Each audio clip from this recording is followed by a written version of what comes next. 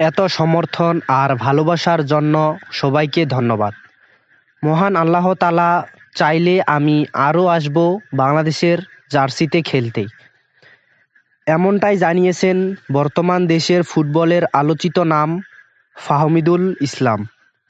ইতালির চতুর্থ লিগে খেলা ফাহমিদুলের বাদ পড়ার পর থেকে দর্শকরা রাস্তায় নামেন। বাফুফের সভাপতির সাথে এই ব্যাপার নিয়ে কথাও বলেছেন ক্রীড়া উপদেষ্টা আসিফ মাহমুদ।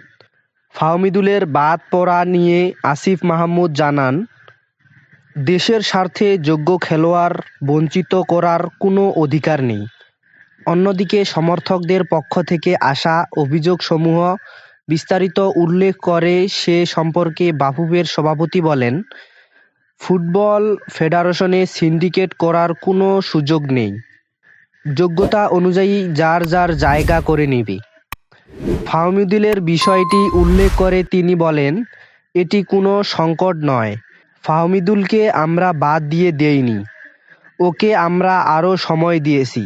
আগামী জুনে ঘরের মাঠে বাংলাদেশের ম্যাচ রয়েছে, খুব শীঘ্রই তাকে মাঠে দেখতে পাব।